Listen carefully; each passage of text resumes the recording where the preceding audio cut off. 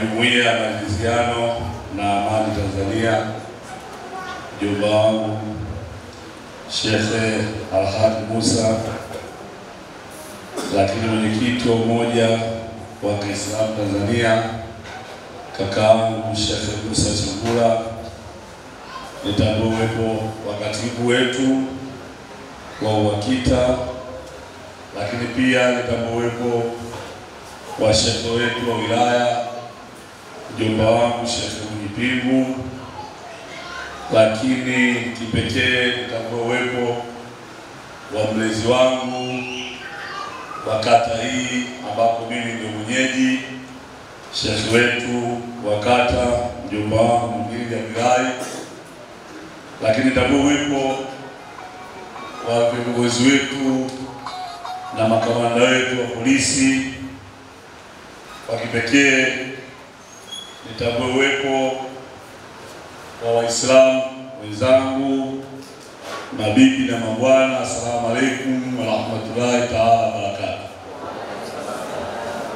Habarini za mchana.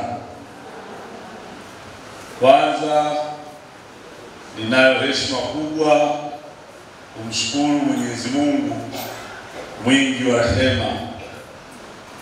Kwa hakika ratiba hii kwangu ilikuja kwa kushtukizwa, na leo nilikuwa na ratiba ya ziara yangu ya kutafuta kura za Mheshimiwa Rais mama yetu Daktari Samia Suluhu Hassan, nami kidogo na tofauti ya utafutaji kura na wabunge wengine waliopita huko nyuma.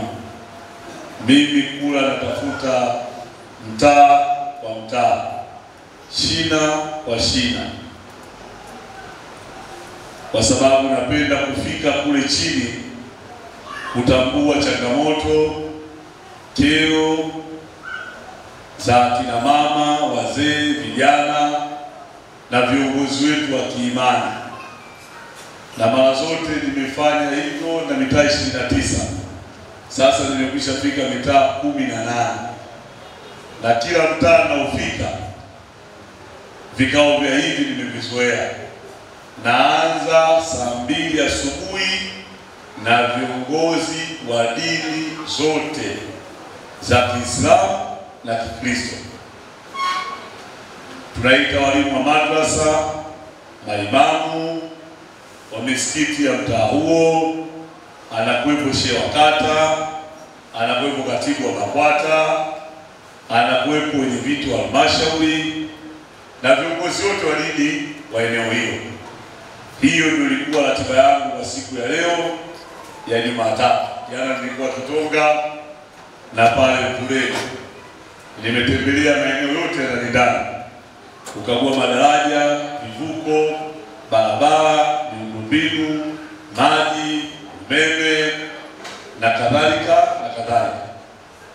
Lakini nimempendeza Mungu, basi nami nikapata fursa ya kuja kumwakilisha ndugu yangu kipenzi chetu wana Dar es Salaam, wana Ilala, mbunge wetu wa muda mrefu na naibu spika wa bunge la Jamhuri ya Muungano wa Tanzania, ndugu Musa Azan Zungu. Yeye alikuwa awe hapa, lakini akapata dharura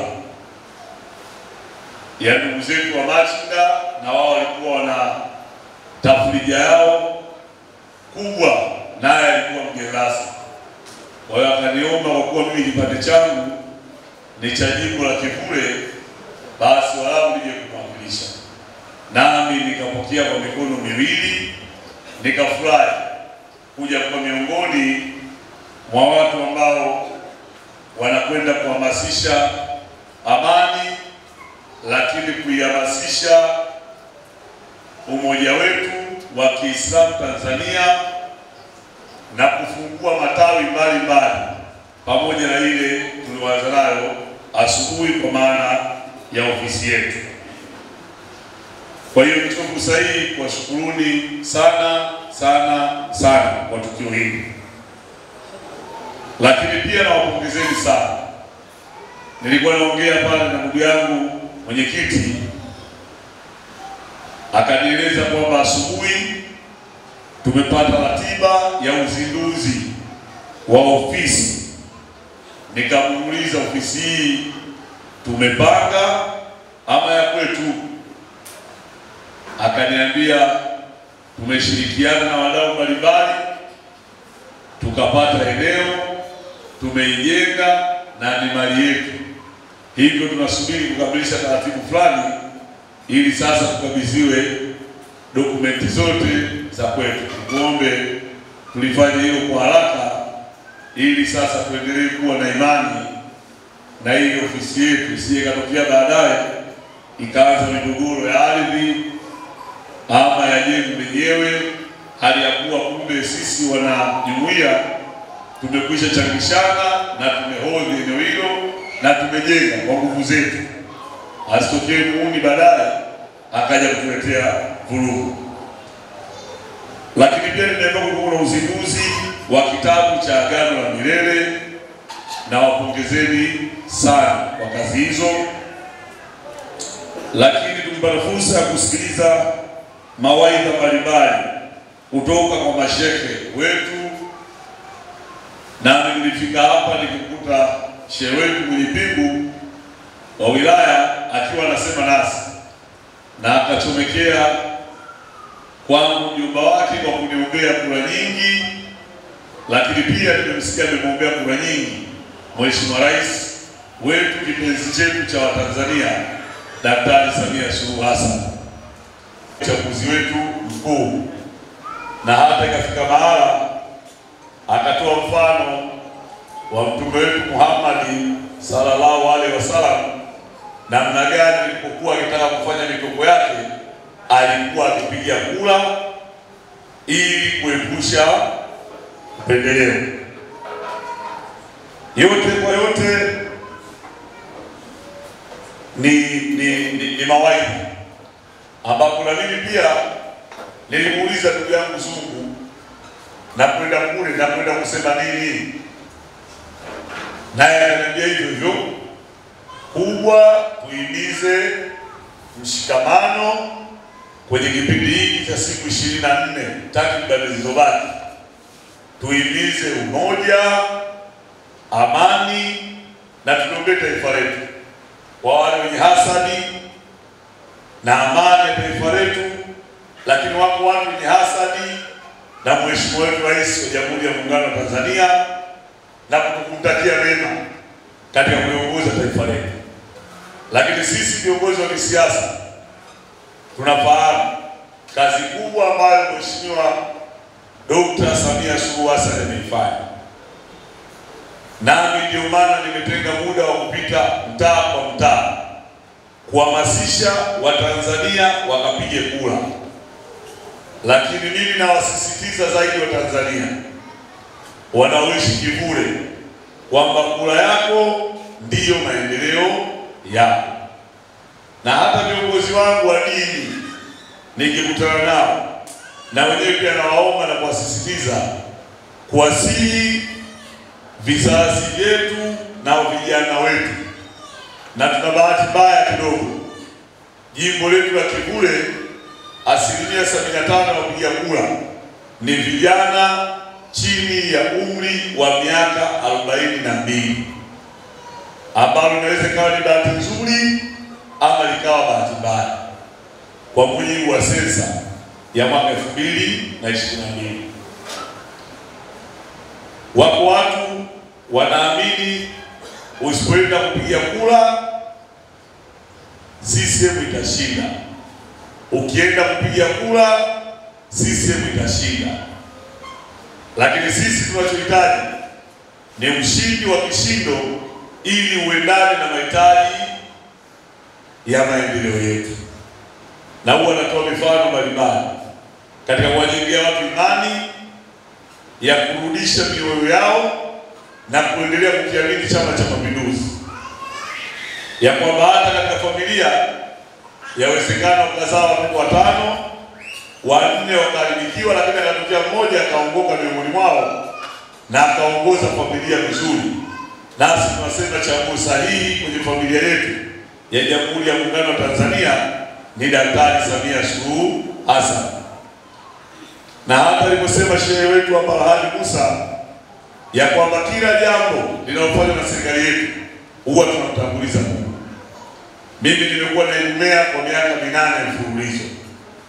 Katika moja ya dua ambayo tunaifanya kila siku asubuhi tukikutana, mwisho kwenye mstari wa chini tunasema Mungu ameweka mamlaka za kiserikali duniani ili haki yake itendeke. Sasa wako wanasiasa ambao wanaitenda haki kwa mdomo, lakini wako wanasiasa wanaotenda haki kwa vitendo, na si mwingine ni Daktari Samia Suluhu Hassan. Na mfano mdogo ambao mimi wanautoa, yeye aliona jimbo letu la Kivule kubwa kiasi gani, na yapo baadhi ya maeneo yalishindwa kufikiwa na maendeleo kwa wingi wa watu kwa mujibu wa sensa ya makazi. Ndiye rais wa kwanza aliyetenda haki kwa wananchi wa Kivule, akagawa jimbo, tukapata jimbo letu jipya la Kivule. Na kuishia hapo, amefanya kazi kubwa kwenye afya. Huwa nawaambia waumini na mashehe, kazi kubwa aliyofanya kwenye afya ni pamoja na ujenzi wa vituo vya afya kila kata. Tunacho kituo kikubwa cha afya Msongola, kituo cha afya viwili pale Majoe, Viwengi na Majoe, kituo cha afya pale Mzinga cha ghorofa cha bilioni 2.9, lakini sisi watu wa Kivule ametujengea hospitali ndogo ya Amana ya fedha za Kitanzania shilingi bilioni 10. Sasa pamoja na miundombinu hiyo, wako wale niliosema wenye hasadi wasioitakia heri serikali yetu, na baadhi yao ni watumishi ambao wao wagonjwa wakienda wanadai fedha kwa ajili ya kuhudumia wazee na akina mama wajawazito pamoja na watoto chini ya miaka 5. Lakini mimi naamini kazi ya Daktari Samia Suluhu Hassan iliishia pale kwenye ujenzi wa vituo vya afya, kuweka madawa na kuweka madaktari. Kipande kidogo kilichobaki kusimamia afya bure ni kipande cha wabunge na madiwani na wenyeviti wa mitaa. Sasa huo ugomvi nimekuwa nikizunguka kutatua kwenye maeneo mengi na kuwaambia Watanzania wanaoishi Kivule kwamba Samia amekwisha fanya wajibu wake. Tuchagueni sisi tuliokuja kwa nafasi ya ubunge na madiwani wetu wapya ili tuweze kwenda kuwaletea maendeleo kwa kusimamia sera na ilani ya Chama cha Mapinduzi inayozungumza ya kwamba mtoto chini ya miaka 5, mama mjamzito, mtu mzima mzee, afya bure, ili twende tukasimamie hayo kwa haki ya vitendo. Lakini kama itoshi, Mama Samia akafanya kazi kubwa Kivule. Amejenga shule za sekondari za kutosha. Hapo kwetu Gerezange Msitu ziko 2 ya sekondari, ya Gerezange cha 5 na cha 6, lakini iko shule ya sekondari ya Kiviramoto cha 5 na cha 6. Tunao sekondari Kitunda Leleni ya ghorofa, tunao sekondari Kipunguni ya ghorofa na mashule ya msingi kila kata. Lakini wako walimu wasiokuwa waaminifu wanachangisha michango ya ajabu kwa ajili ya kuwapa mizigo wazazi wetu. Imefika mahala watu wamekata tamaa. Mimi niwaombe sana, kama jinsi ambavyo viongozi wetu wa dini wamekuja kuhimiza kushiriki uchaguzi kwa ajili ya kujiletea maendeleo, kwa upande wa dini wamesema, nami kwa upande wa siasa, kwa maana ya upande wa kiongozi wa serikali, naendelea kusisitiza kwamba kura yako ndiyo maendeleo yako. Lakini hapo makundi ya kina mama na vijana wanaohitaji mikopo ya 10%. Mheshimiwa Rais ameboresha, amesema akichaguliwa tena miaka 5 ijayo ataweka mfumo wa upatikanaji wa taarifa kwa haraka ya vile vikundi ambavyo vimekwisha jisajili, vina katiba, lakini vinazungushwa kupata mikopo. ama mikopo inakuja isipokuwa inaishia mifukoni kwa watu wasiokuwa waaminifu. Mheshimiwa Rais amesema tuendelee kumunga mkono kwenda kuboresha mikopo ya 10% na ile mikopo mingine ya fedha za Tanzania bilioni 200 ndani ya siku zake 100 za kwanza akiapishwa kurejea kuwa rais wa Jamhuri ya Muungano wa Tanzania. Kwa hiyo niendelee kusisitiza, ndugu zangu, waumini wenzangu, pamoja na viongozi wetu wamesisitiza tuendelee kulinda amani ya taifa hili. Hauwezi kuwa mwalimu wa madrasa huku kuna vita, wewe unakwenda kufundisha dini yetu ya Kiislamu kwenye maeneo yetu ya madrasa. Lakini hauwezi kwenda kuadhini, kutoa adhana ya Ijumaa kama kuna vita ndani ya taifa letu. Taifa letu ni taifa la amani. Tunawaona viongozi wetu hapa, jeshi la polisi wanalinda mikutano mbalimbali ya Chama cha Mapinduzi na vyama vingine vya kisiasa, na misafara wanapatia na makusanyiko wanaifanya inalindwa. Hiyo ndio Tanzania ambayo waasisi wetu walituachia. Hivyo sisi viongozi wa dini tusikubali kuwa sehemu ya kuchochea vurugu na kuchochea uharibifu wa amani ndani ya taifa letu. Lakini namshukuru sana Mheshimiwa Shehe wetu Mufti wa Tanzania kwa kuendelea kuwasisitiza Waislamu kwenda kushiriki uchaguzi kwa amani na kuendelea kuombea taifa letu amani. Ndiyo misimamo ambayo tungetamani kuisikia kwa viongozi wa maeneo yote. Lakini endelea kuwapongeza nyinyi ndugu zangu wa Umoja wa Kiislamu Tanzania, pamoja kwamba Mheshimiwa wetu Mufti amesema nanyi kwenye risala yenu mmezungumza kwamba mnataka sasa mpite mtaa kwa mtaa, eneo kwa eneo, kuendelea kuhamasisha kwanza Waislamu kujiunga, lakini pili mmeendelea kumpongeza Mheshimiwa Rais na kuweka hamasa mbalimbali pamoja na kusema faida za kupiga kura. Lakini pia mmezungumzia mpango wa maendeleo wa uchumi wa kutafuta fedha bilioni 80 za Tanzania kwa kipindi cha miaka 25 ijayo.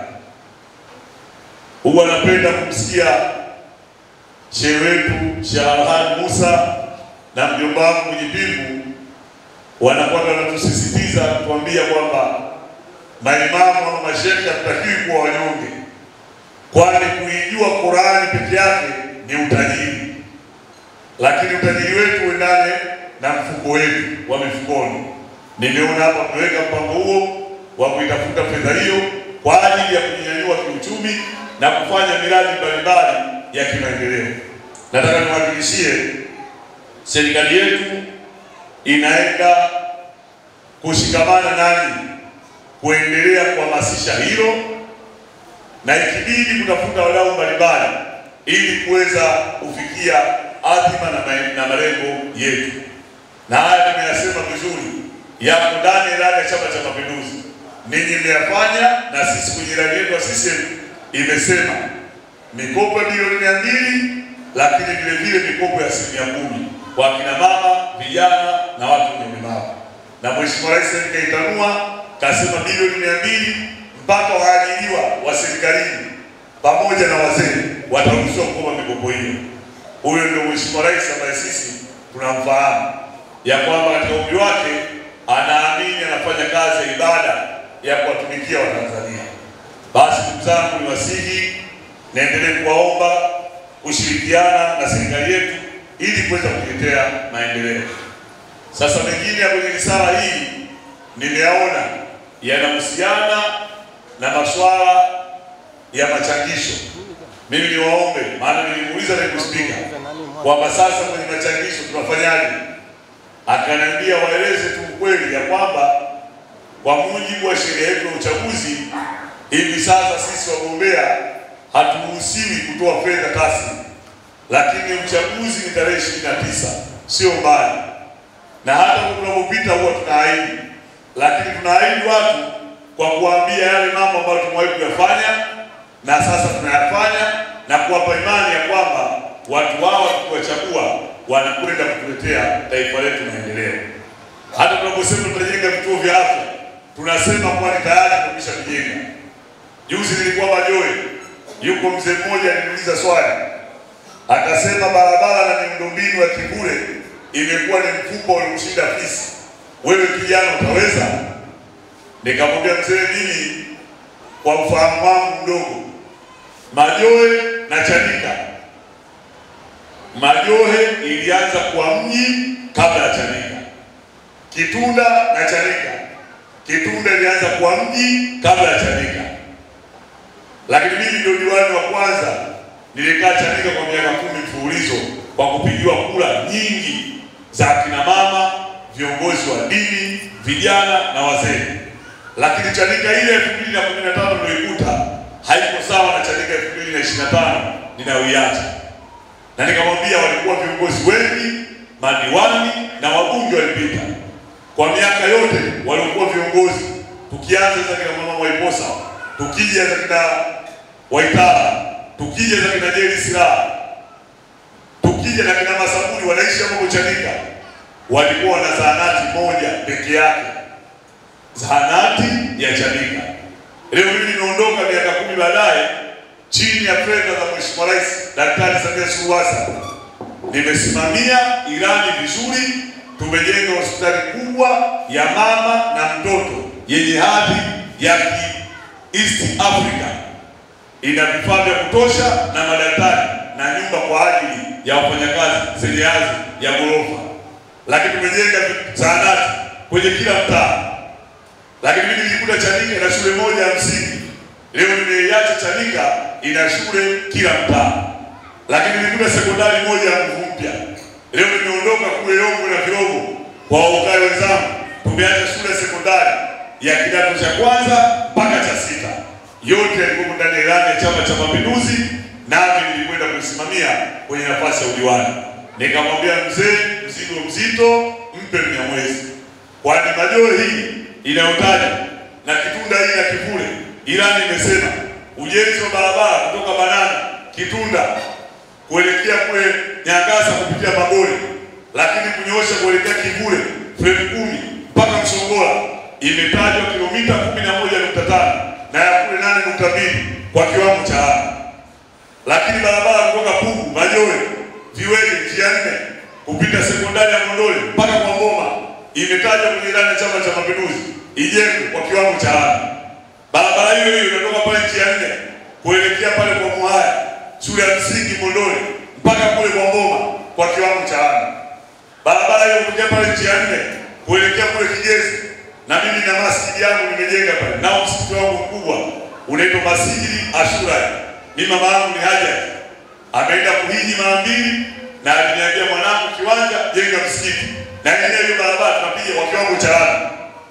Kinachohitajika ni mbunge mweledi, mwerevu, mwenye kuweza kuwa na imani na hofu na Mwenyezi Mungu ya kuwatumikia Tanzania kama jinsi ambavyo rais wetu anafanya. Kwa hiyo wanawaambia ndugu zangu, tukiunge Chama cha Mapinduzi, lakini tuamke ndio tukapige kura nyingi za kishindo. Kwa ajili mama yetu anafanya kazi kubwa. Haiwezekani tuna watu wa 240 hapa kwetu Kivule, alafu rais apate kura 30. 240 apate kura zaidi ya 220. Lakini tarehe 24 tumepata taarifa, ikimpendeza Mungu na tukiamka salama, Mheshimiwa Rais atatembelea jimbo letu la Kivule.